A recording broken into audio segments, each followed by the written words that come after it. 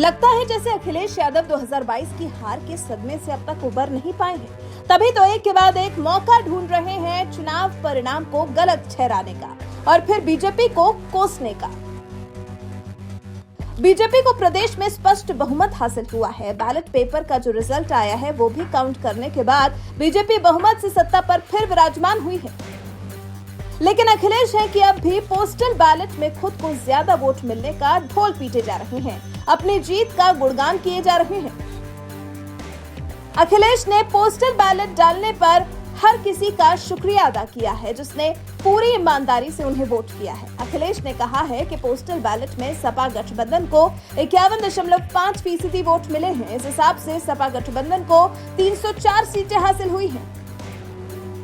तो इस आंकड़े के हिसाब से बीजेपी गठबंधन के पक्ष में तो सिर्फ 99 सीटें ही जाती है। लेकिन ये परिणाम सिर्फ पोस्टल बैलेट का है, जो कि सिर्फ चुनिंदा लोगों के लिए होता है। लेकिन अखिलेश तो मानो जिद पर अड़े हैं, अपनी हार को स्वीकारना ही नहीं चाहते।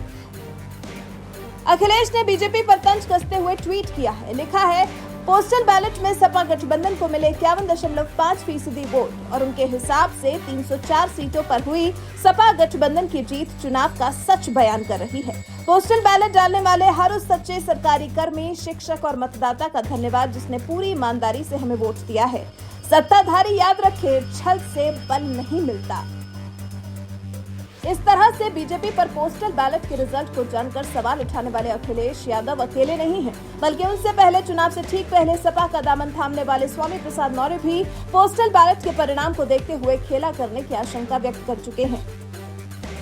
स्वामी प्रसाद मौर्य ने ट्वीट किया था, बैलेट पेपर की वोटिंग में समाजवादी पार्टी 304 सीटों पर जीती है, जबकि भाजपा मात्र 99 पर, किंतु ईवीएम की गिनती में भाजपा चुनाव जीती। इसका मतलब है कोई न कोई बड़ा खेला हुआ है। अखिलेश के साथ साथ विपक्ष के हर नेता को समझना होगा, इस तरह की बयानबाजी से ऊपर उठना होगा। मानना होगा कि 2022 का चुनाव अब उनके हाथ से जा चुका है।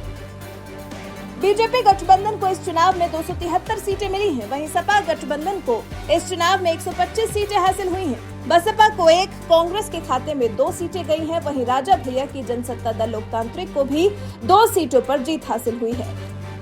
आपको बता दें, चुनाव में हार के बाद भी अखिलेश हथियार डालने के मूड में नहीं है, एक्टिव मोड में नजर आ रहे हैं। सपा प्रमुख 21 मार्च को लखनऊ पार्टी कार्यालय में सपा के नवनिर्वाचित विधायकों के साथ बैठक करने वाले हैं। अब देखते हैं कि चुनाव के बाद इस मीटिंग के जरिए अखिलेश क्या करना चाहते हैं। वैसे आपको क्या लगता है, ये विपक्ष का पोस्टल बैलेट के नाम पर शोर मचाना सही है? फैसले को नजरअंदाज कर सिर्फ पोस्टल बैलेट की तर्ज पर अपनी जीत का ढिंढोरा पीटना चाहिए?